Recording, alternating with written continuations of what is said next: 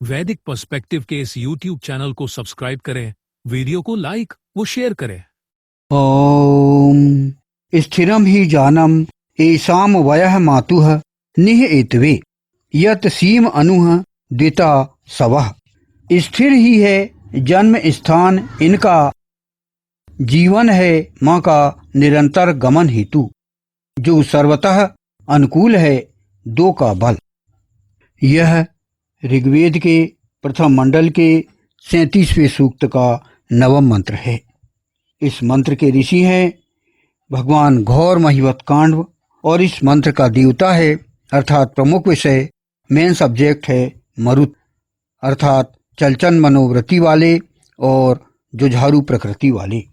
इस मंत्र का छंद है निच्रद गायत्री और स्वर है सर्ज। यहाँ पर स्थिरम ही का अर्थ है स्थिर ही है, जानम का अर्थ है जन्म स्थान, एशाम का अर्थ है इनका, वयः का अर्थ है जीवन है, मातुः का अर्थ है माँ का, निह एतवे का अर्थ है निरंतर गमन हेतु, यत का अर्थ है जो, सीम अनु का अर्थ है सर्वतः अनुकूल है, द्विता सभा का अर्थ है दो का बल। यह मंत्र जो है, जैसा कि हम जानते हैं, इस पूरे 37वें सूक्त का ही मुख्य विषय है। मरुत अर्थात वायु के समान चंचल प्रकृति वाले और मरने मारने पर उतारू लोगों की प्रकृति के जो व्यक्ति होते हैं, उनसे संबंधित यह पूरा सूक्त 37वां सूक्त यह उसी से संबंधित है। इस मंत्र में, इस नवम मंत्र में उनसे ही संबंधित यह बात आई है। वे कहाँ जन्म लेते हैं, कैसे जन्म लेते हैं, उनका पालन पोषण कैसा होता है और वे किस प्रकार अपने स्वभाव को अनुकूल कर सकें, वेदानुकूल कर सकें, सृष्टि के और प्रकृति के अनुकूल कर सकें, यह इसमें बताया गया है। तो यह जो भाष्य, इसका हम प्रथम भाग प्रारंभ करते हैं। इस नवम मंत्र का प्रथम भाग है स्थिर ही है जन्म स्थान इनका। मंत्रांश है वह हम देखते हैं इस मंत्र में जो दिख रहा है वीडियो में। स्थिरम ही जानम ईशाम, स्थिर ही है जन्म स्थान इनका। इनका अर्थात जैसा कि सब्जेक्ट चल रहा है मरुत लोगों का। वायु के समान चंचल और मरने मारने पर उतारू मरुतों का जन्म स्थान स्थिर ही है। वे सब अपनी माताओं के प्रजनांग से ही जन्म लेते हैं। इस विषय में उन्हें भिन्न ना समझा जाए, यानी ये भी जन्म लेते हैं, अपनी माँ के प्रजनांग से ही लेते हैं, और वे कोई अलग से उनका कहीं और जन्म नहीं हुआ है।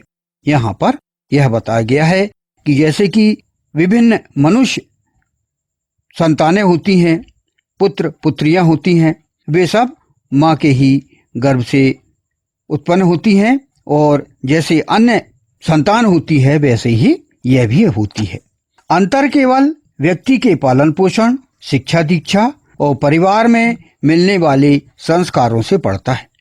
तो यहाँ पर वही बताया गया कि अंतर वही है कि व्यक्ति किस प्रकार के संस्कारों से समन्वित होता है और किस प्रकार वह किशोर अवस्था में पहुंचा, किस प्रकार युवा बना और फिर वह किस प्रकार एक पूर्ण पुरुष हुआ, यह उनके संस्कारों से ही हमें ज्ञात होता है। संतान की स्वाभाविक रुचि और प्रवृत्तियों को बाल्यकाल से ही समझकर उन्हें इस दृष्टिकोण से निर्मित करना पड़ता है। इसमें संतान की माँ की बहुत महत्वपूर्ण भूमिका होती है। प्रथम भाग समझने का प्रयास कर रहे हैं कि स्थिर ही है जन्म स्थान इनका, अर्थात माँ के ही गर्भ से ये पैदा होते हैं, और जिस प्रकार प्रत्येक मनुष्य पैदा होती है उसी प्रकार वही व्यवस्था भी ये मरुत लोग पैदा हुए हैं। तो इनमें प्रमुख रूप से इस भाष्य के अंतर्गत यह बताया गया कि उनके पालन पोषण, उनके शिक्षा दीक्षा और उनका जो संस्कार डाला जाता है वे किस प्रकार के हैं, यह इस मंत्र के आधार पर यह बताया गया है। कि प्रमुख रूप से माँ ही इसके लिए महत्वपूर्ण भूमिका निभाती है। तो यहाँ पर वही प्रश्न उठता है कि संतानों के पालन पोषण में महत्वपूर्ण भूमिका कैसे होती है माँ की और पिता की, पालकों की। सभी की भूमिका अति महत्वपूर्ण होती है, लेकिन इस भाष्य के अंतर्गत यहाँ पर यह बताया गया है कि माँ जो है प्रमुख रूप से उसके लिए जिम्मेदार होती है। साथ ही साथ फिर बच्चे के पिता और बच्चे के जो भी रिश्तेदार होते हैं वे इसके लिए जिम्मेदार होते हैं और उनकी प्रमुख भूमिकाएं होती हैं। तो जो माँ ही बच्चे की प्रथम पाठशाला कही गई है, तो इसमें हम यह जानें कि इनके पालन पोषण में महत्वपूर्ण भूमिका कैसे होती है, इस पर हम विचार करते हैं। संतानों के पालन पोषण में माता पिता और परिवार की भूमिका अत्यंत महत्वपूर्ण होती है। बच्चे केवल भोजन और सुविधाओं से नहीं बल्कि प्रेम, अनुशासन, संस्कार, शिक्षा और अच्छे उदाहरण से विकसित होते हैं। तो जैसे कि मनुस्मृति में कहा गया है, पशो जायमानः, यानी जब संतान पैदा होती है तब वह पशु अवस्था में ही होती है और उसे संस्कारों से ही उसे मनुष्य बनाना पड़ता है। इसके लिए माता पिता की प्रमुख भूमिकाएं होती हैं और वे प्रमुख भूमिकाएं कैसी होना चाहिए, वे कैसे अपनी भूमिकाएं निभाएं, इस पर हम विचार करते हैं। सर्वप्रथम उन बच्चों को, उन संतानों को प्रेम और सुरक्षा देना अति आवश्यक है। बच्चे को यह विश्वास देना कि परिवार उसके साथ है, सदा उसे विश्वास में लेना होगा और उसे हम प्रेम दें, उसे सुरक्षा दें और सदा उसका ध्यान रखें। फिर उसको अच्छे संस्कार दें। धर्म, सत्य, अहिंसा, दया, परोपकार, संयम, बड़ों का सम्मान और कर्तव्य बोध सिखाना पिता और माता दोनों का कर्तव्य होता है। माता पिता जब तक संतान को अनुशासन नहीं सिखाएंगे तब तक वे नियंत्रित नहीं होंगे। गलती पर अपमान या हिंसा के बजाय स्पष्ट नियम, उचित परिणाम और समझाइश देना माता पिता को अति आवश्यक है। तब वो बच्चे अपना अनुशासन और अपना टाइम टेबल वह निश्चित करेंगे। शिक्षा के लिए भी विशेष रूप से माता पिता को ध्यान देना अति आवश्यक है। पढ़ाई के साथ व्यवहारिक ज्ञान उन्हें देना बहुत ही जरूरी है। उन्हें प्रश्न पूछने की स्वतंत्रता देना होगा।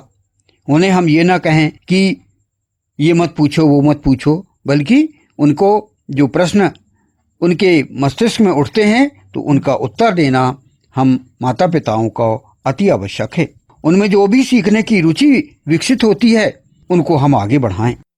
बच्चे बचपन से ही किसी रुचि की तरफ जाते हैं, जैसे कि कहा गया है, होनहार बिरवान के होत चीकने पात। माता पिता बचपन से ही यह समझ जाते हैं कि बच्चे की रुचि क्या है, तो उसके आधार पर उन्हें हम उधर ले जाएं। माता पिता चरित्र निर्माण पर विशेष ध्यान दें। वे स्वयं जैसा व्यवहार करते हैं बच्चे अक्सर उससे अधिक सीखते हैं जितना केवल उपदेश से, यानी उन्हें देखकर अर्थात अनुगमन करना अधिक अच्छा लगता है। उपदेश वे बहुत कम मानते हैं और उन्हें जिस प्रकार माता पिता का व्यवहार होता है, जैसे उनके पति पत्नी के बीच जो संबंध होते हैं उनको वो देखते हैं और वही व्यवहार वे अपने आचरण में लेते हैं। अपने पिता, अपने माता को वे हीरो वर्शिप के रूप में देखते हैं। उनको देखकर भी वे ही आगे बढ़ते हैं। जो माता पिता जो भी हैं उनको भावनात्मक मार्गदर्शन देना अति आवश्यक है। बच्चे की बात ध्यान से सुनना और उसके भय, क्रोध, असफलता तथा प्रसन्नता को समझना माता पिता को बहुत ही जरूरी है।